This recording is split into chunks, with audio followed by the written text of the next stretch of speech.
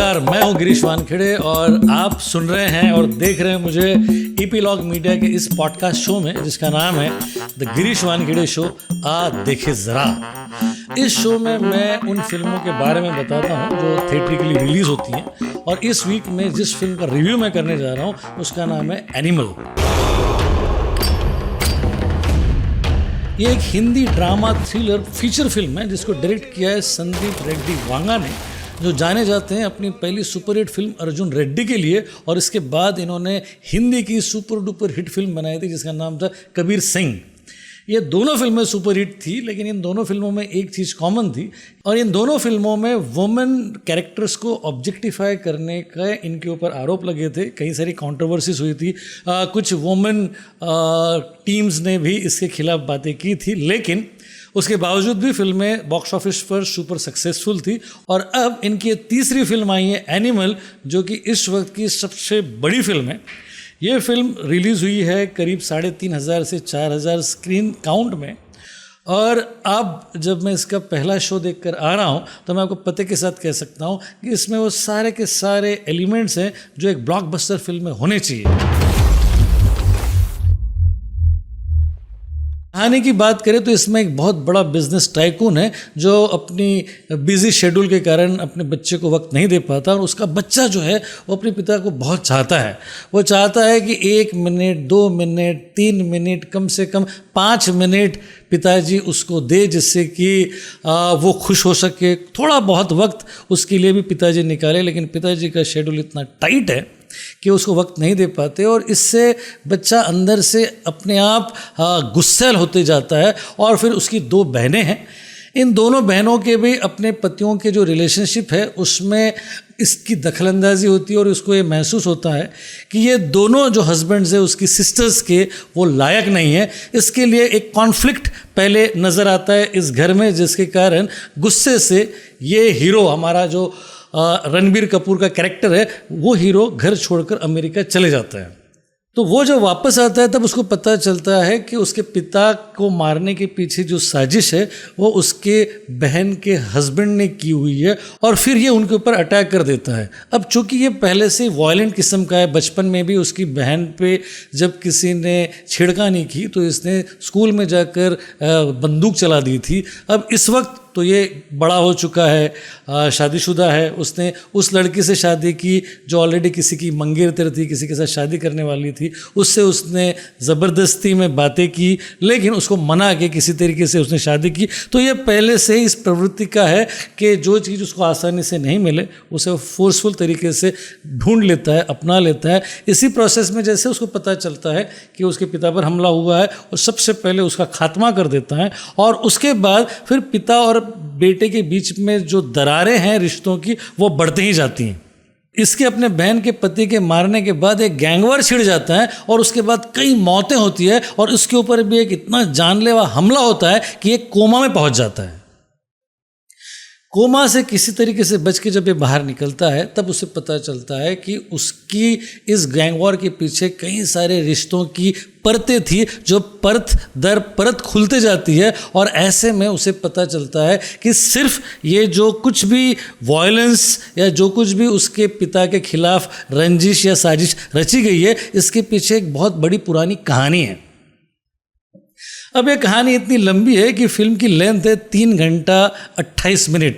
अब ये मेरे ख्याल से आज तक के अपने देश में जितनी भी लंबी फिल्में बनाई गई उनमें से एक लंबी फिल्म है, क्योंकि इसके पहले संगम हुआ करती थी जिसके 2 इंटरवल हुआ करते थे, फिर उसके बाद शोले थी, उसके अलावा मेरा नाम जोकर थी, उसके अलावा सूरज बड़जादा की फिल्में थी जिसकी लेंथ 3 घंटे के ऊपर होती थी। उसी लीग में ये फिल्म है, लेकिन इस फिल्म की स्ट्रेंथ ये है कि फर्स्ट हाफ इसका बहुत ही ज़्यादा एंगेजिंग है, बहुत इम्पैक्टफुल है। सेकंड हाफ में कहीं ना कहीं फिल्म थोड़ी सी लचर होती है, लेकिन कहानी इतनी इम्पैक्टफुल है कि आप बेटे और बाप के बॉन्डिंग को देखकर हैरत में पड़ जाते हो।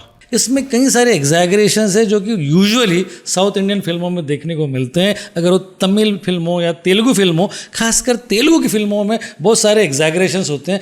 ऐसी बहुत पहले एक फिल्म आई थी जिसमें जितेंद्र और हेमा मालिनी थे, और इस फिल्म का नाम था मेरी आवाज़ सुनो। उसमें एक ऐसा सीन था जिसमें प्रेग्नेंट हेमा मालिनी के पेट पर विलेन लात मार देता है।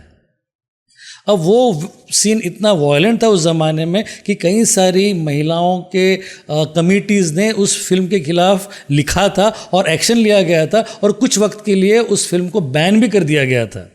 तो इस तरीके के जो एग्जैगरेशन साउथ इंडियन फिल्मों में होते हैं, उसी तरीके के एग्जैगरेशन इस फिल्म में भी दिखाई देते हैं। इसमें सबसे पहला एग्जैगरेशन है, बहन को छेड़ने के बाद भाई स्कूल में जाकर गोली चला देता है।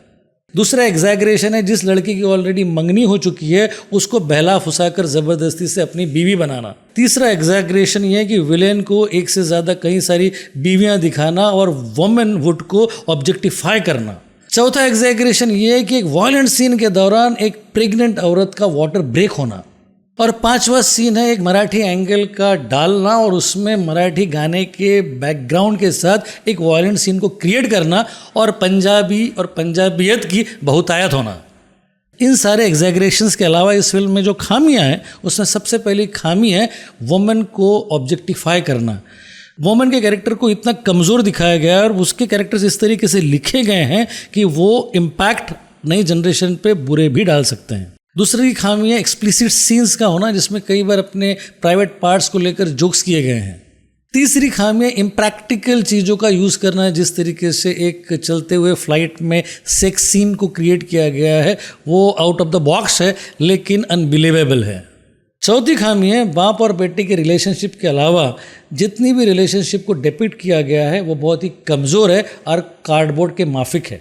इन चार खामियों के अलावा अगर हम इस फिल्म की विशेषताओं की बात करें, अच्छाई की बात करें, तो इसकी सबसे पहली विशेषता है इसकी एक्शन कोरियोग्राफी। इसकी एक्शन में एक खास किस्म का रिदम है, एक स्टाइल है और वो जो बड़ी बंदूक जो है जिसको बजूका कहते हैं या जो भी कहते हैं, उस बंदूक के साथ जिस तरीके से पिक्चराइजेशन किया गया है वो आपको कई सालों तक याद रहेगा। दूसरी खासियत है इसके परफॉर्मेंसेस। इसमें रणबीर कपूर और अनिल कपूर के बहुत ही मैच्योर परफॉर्मेंसेस है। अनिल कपूर ने तो जिस तरीके से रोल किया है पिता का वो काबिल तारीफ़ है, लेकिन ऑल एंड ऑल ये रणबीर कपूर की फिल्म है। उसकी एक्टिंग में स्टाइल है, उसकी एक्टिंग में बेतहाशा एक बेचैनी है जो अमिताभ बच्चन की नज़र आती थी हमको दीवार और त्रिशूल के वक्त, वो आज इसके परफॉर्मेंस में वो नज़र आता है।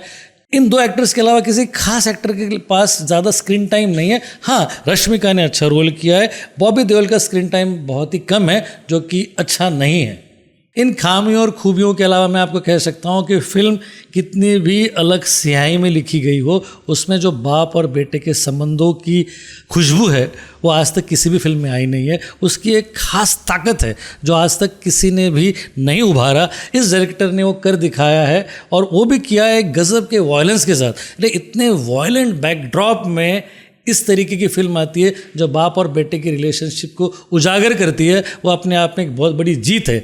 इससे पहले इस तरीके की ज़बरदस्त फिल्म शक्ति थी जिसमें बाप और बेटे की रिलेशनशिप को बहुत ही डिटेल में उभारा गया था, जो दिलीप साहब और अमिताभ बच्चन ने किया था। उसके कई सालों के बाद वो बात गर्दिश में दिखाई दी गई थी जिसमें जैकी श्रॉफ और अमरीश पुरी थे, और आज कई सालों के बाद हमको वही केमिस्ट्री दिखाई दे रही है रणबीर कपूर और अनिल कपूर के बीच में, जो कि एनिमल में है। और एनिमल यहीं पर रुकती नहीं है, एनिमल का जो एंड है वहाँ साफ जाहिर होता है कि इसके बाद एक सीक्वल आने वाला है और उसके बाद हो सकता है फिर से ये एक बड़ी फ्रेंचाइजी बने। और एक बार पते के साथ मैं कह सकता हूँ कि इसमें वो सारे वो एलिमेंट्स हैं जो आपको एंटरटेन कर सकते हैं। इसमें एंटरटेनमेंट क्वेश्चन के साथ साथ बहुत ज़बरदस्त स्टाइल है, बहुत बड़ा स्टाइल क्वेश्चन है, बहुत ज़बरदस्त एक्शन है, बहुत अच्छे बैकग्राउंड स्कोर के सॉन्ग्स है और साथ ही साथ इसका जो BGM है, बैकग्राउंड म्यूजिक, वो अमेजिंग है। इन सारे एलिमेंट्स के कारण मैं आपको दावे के साथ कह सकता हूँ कि ये फिल्म सुपरहिट है। तो इसलिए इस वीकेंड में अगर आपको कुछ देखना है तो आज देखिए ज़रा, आपसे कह रहा है कि देखिए एनिमल। तो इस वीक के लिए इतना ही, अगले वीक में फिर मुलाकात होगी। लेकिन जाने से पहले मैं बता दूं कि आप सब्सक्राइब ना करना भूले इस शो को जिसका नाम है द गिरीश वानखेड़े शो। आज देखिए ज़रा इपिलॉग मीडिया पर।